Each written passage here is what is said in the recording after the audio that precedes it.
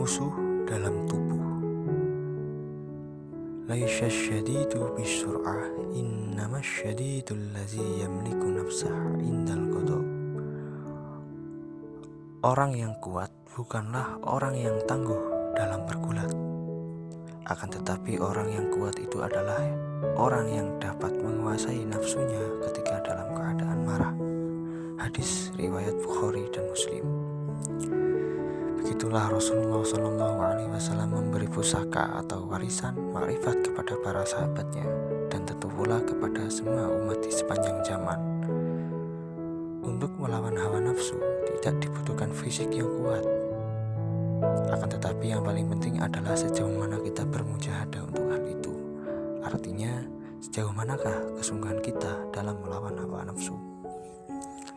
Mengapa hawa nafsu harus dilawan? Sesungguhnya ia adalah biang dari segala penghalang bagi hamba yang menempuh jalan kebenaran. Hawa nafsu selalu menahan dan mencegah setiap langkah dan niat kita untuk berbuat baik. Jika dalam peperangan, kita akan tahu di mana kawan dan di mana lawan. Tetapi peperangan melawan hawa nafsu ibarat berhadapan dengan musuh dalam selimut.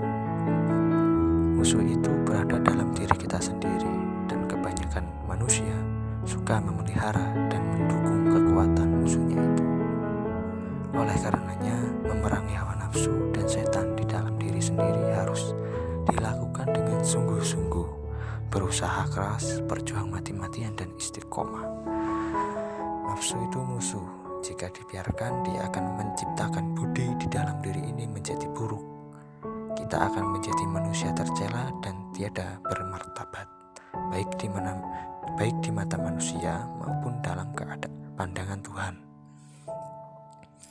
Rasulullah Muhammad, para sahabat, para ulama, dan tokoh yang mempunyai kearifan menjadi sangat dikagumi dan bersinar akhlaknya karena mereka mampu mengendalikan musuhnya berupa hawa nafsu itu. Melawan hawa nafsu itu lebih berat daripada perang. Diperlukan sikap dan perjuangan yang lebih sungguh-sungguh daripada jihad. Perang melawan hawa nafsu dengan tujuan untuk melemahkan, bukan untuk membunuh, karena nafsu tidak bisa dibunuh. Untuk ikhtiar ini diperlukan suatu ilmu tentang hakikat nafsu itu sendiri. Dalam kitab An-Nafs karya Al-Ghazali diterangkan bahwa hakikat nafsu itu ada dua macam. Pertama, nafsu itu meliputi kekuatan amarah dan syahwat serta sifat-sifat yang dapat membuat budi tercela. Barangkali itulah yang dimaksudkan ucapan Rasulullah SAW. Musuhmu yang paling jahat adalah nafsu yang berada di rongga badanmu. Nafsu inilah yang harus dilumpuhkan. Jika dibiarkan dan ia berhasil menguasai, tentu setiap sepak terjang akan melahirkan budi buruk. Padahal budi buruk itu hampir selalu menyebabkan kerugian dan penderitaan.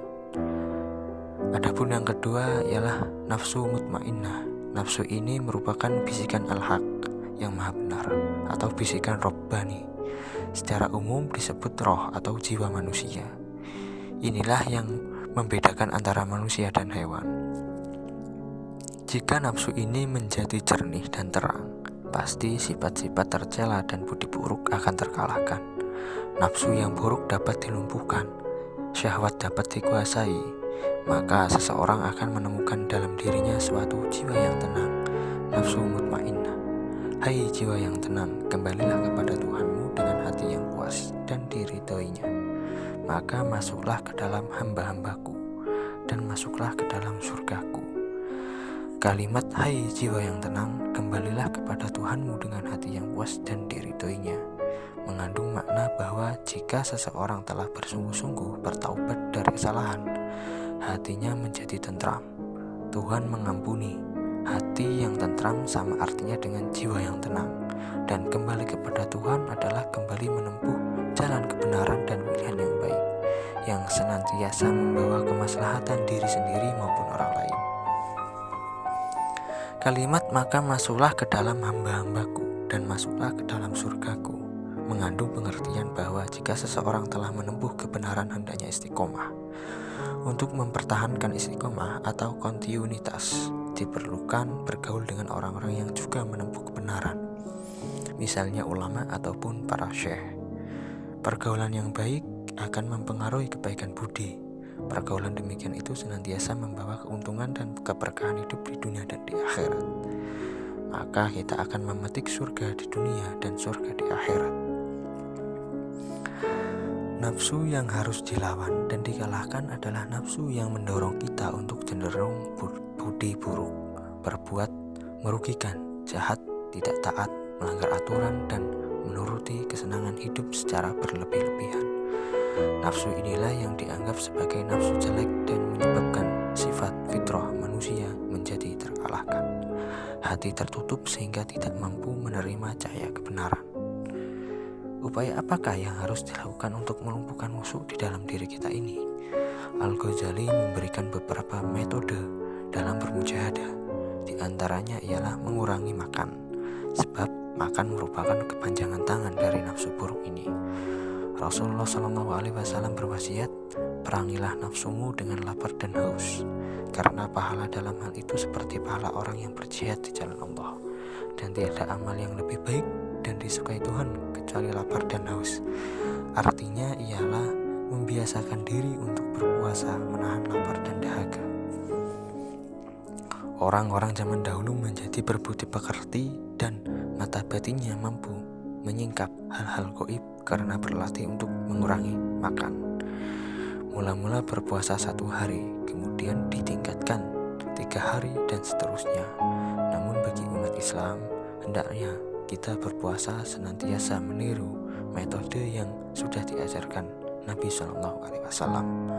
Jangan sampai lapar secara berlebih-lebihan dan melupakan zikir atau mengingat Allah. Adalah sangat terpuji jika puasa itu diniatkan ikhlas karena Allah dan setiap waktu mengingatnya. Shadaqallahul Aliyul Azim.